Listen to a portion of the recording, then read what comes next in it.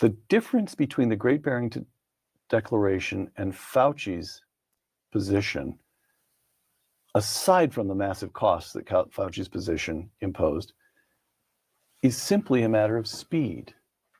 That is to say, the virus is going to spread. If we lock down, it'll spread a little bit more slowly, maybe quite a lot more slowly, but it will still spread. Is that correct? Yeah, I don't actually think it spread all that much more slowly. What it did is it protected a certain class of people, the people who could afford to lock down, the people who didn't lose their jobs because they could do their job from home during lockdown. Dr. Jay Bhattacharya has been chosen as the National Institute of Health Director, NIH Director for the government of the United States, as chosen by Donald Trump, a pick that I don't think many people realize how impactful this very well could be. Hi, everyone. My name is Christopher. I am the host here of the Open Minds Show here on YouTube, where I'm trying to extend and explore more political moderation in our hyper-polarized world. So if you're liking my content, definitely hit that like button, share, subscribe. Let me know what I'm doing right and wrong in the comments below. Folks, when it came to the pandemic, I think most moderate, reasonable people felt that the lockdowns might have been going too far. The policies just didn't seem to make sense. They didn't seem to protect the people that they were intended to protect. As well, there seemed to be a lot of throwing things up against the wall and not recognizing the real impact that it's having. As well, I don't think that many people in government recognized the real impact that lockdowns were having specifically on young people when it came to their mental health. As well, there's a whole host of other issues that were associated with the public health measures that were introduced by otherwise rational, thoughtful, very intelligible people. And yet, over and over and over again, scientists who were questioning these public health responses that didn't seem to make sense, that seemed to be overstepping, that seemed to put some very vulnerable people at risk, were routinely silenced. And we weren't having these open and honest discussions about it.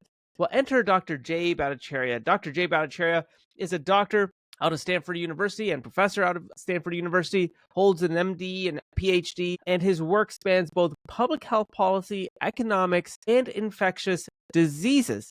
During the pandemic, Dr. Bhattacharya has emerged as a vocal critic of strict lockdown measures, arguing that such policies have led to severe economic, educational, and mental health crises, which I've just mentioned. As well, he co-authored the Great Barrington Declaration in October 2020, alongside two other prominent doctors, Dr. Sinetra and Dr. Kuldorf.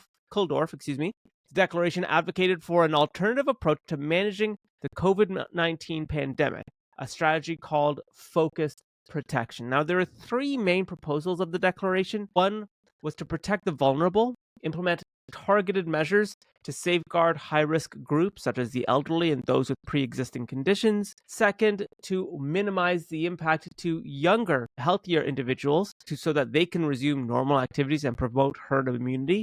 And then finally, to have focused protection to balance the risks of COVID with the societal costs of lockdown, such as disruptions to education, economic livelihood, and mental health. Now, folks, just on the surface, I think most of us would say that's a quite reasonable approach. But Dr. Bhattacharya and so many other doctors who signed the Barrington Declaration were routinely criticized for their stance. Shout out to so many researchers and doctors and physicians and PhDs who were openly challenging the government and its policies during the pandemic. Because in fact, without that challenge, we may not necessarily have had this kind of inflection point that we're having today. But I want to play a little bit more of this really good interview with the Hoover Institute, yes. And I'll link it below. Everyone should check this interview out. Protected them. So I'll just give you a statistic from LA County.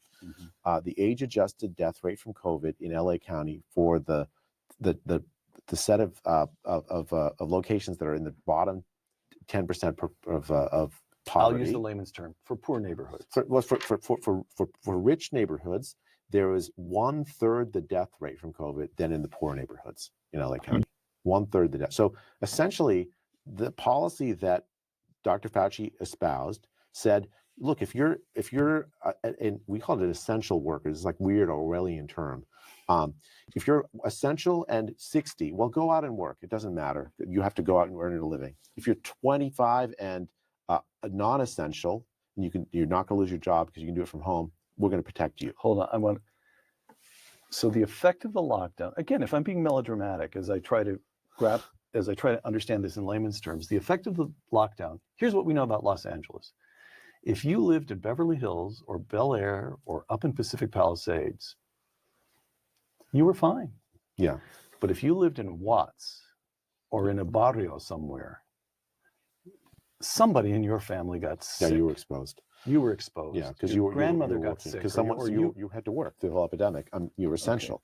Okay. But that is the effect of what he proposed. It was almost a reverse focus protection, right? Instead of protecting the vulnerable, people we know to be vulnerable, older populations, we exposed the vulnerable and protected the relatively well-to-do young. This is very interesting. And again, I'll link below to the entire interview, folks. It's very fascinating listening to Dr. Bhattacharya and some of what he found during the pandemic. And again, folks, I don't mean to be too over the top on this, but I think for the majority of, again, moderates looking at what happened during COVID, a lot of us thought the government was going a bit too far and was doing an experiment, it seems like, a human experiment, a social experiment, because a lot of the policies just didn't really make sense, including the lockdowns. Here in Toronto, there were regional lockdowns. I remember you couldn't get a haircut in some places, but you could get a haircut somewhere else. It was wild. The lockdowns made no sense. People were getting frustrated. Things were getting out of hand. Coupled with the vaccine and it not preventing, transmission, etc. A lot of people were really questioning what exactly these chief medical health officers across our countries, across the United States, what exactly were they advocating and why didn't it seem to all add up? And if an average everyday Canadian American could kind of poke holes in a policy, then you know that it's literally the government kind of seeing and making things up as they go along. And folks, let me just be clear here. The pandemic was something brand new. And yes, a lot of governments just didn't fully understand it. But that said, I think that there's a real responsibility that chief medical health officers have for enacting public policy that literally every single person must do. So doing lockdowns, doing other things of that nature is a social experiment because we don't really know what the impacts of these are. And only now are we starting to see the real impact. And folks, here in Canada, the Canadian Mental Health Association and others, I'm certain, have put out reports and will put out reports about the extensive impact lockdowns had specifically on young people. I can't imagine being 17, 18 years old, watching my friends behind a computer on school, maybe never seeing them past graduation, getting into a university. It just seemed like a very odd time for our young people to be building those social bonds at a time where they absolutely needed to. Now, why Dr. Bhattacharya is such an interesting pick for the United States government in particular is because Dr. Bhattacharya represents, again, I think, some would consider an activist lens, but others would say, well, hang on, he's a doctor who actually wants to explore policy that makes sense. And I think his background with public health policy, infectious disease, actually puts him in an interesting position to head up the NIH. In fact, he actually advocates for more open scientific discourse, which actually fosters different perspectives. If you follow my podcast, shameless plug for the Open Minds podcast with Christopher Balkerin, definitely subscribe on Spotify. But if you follow my podcast, I've interviewed Judith Curry a few times, and Judith Curry has some very interesting perspectives on climate change and climate science. But despite her 30 plus years in academia, doing what she's doing, she's been excommunicated for criticizing the International Intergovernmental Panel on Climate Change. And I feel like Dr. Bhattacharya here is also of the mind that we should be more open to questioning large-scale government intervention because, quite frankly, government doesn't always know what to do. So it's a very interesting pick, and I would strongly encourage you, check out this interview. I'll leave a link below. Dr. Bhattacharya's background is also very fascinating, so I'll also leave links to his research as well. But I'd love to know what you think. Do you think Dr. Bhattacharya is, in fact, a good pick for the NIH and for the Trump administration? And what do you see as policies that Dr. Bhattacharya will put forward in 2025? Let me know what you think in the comment section below.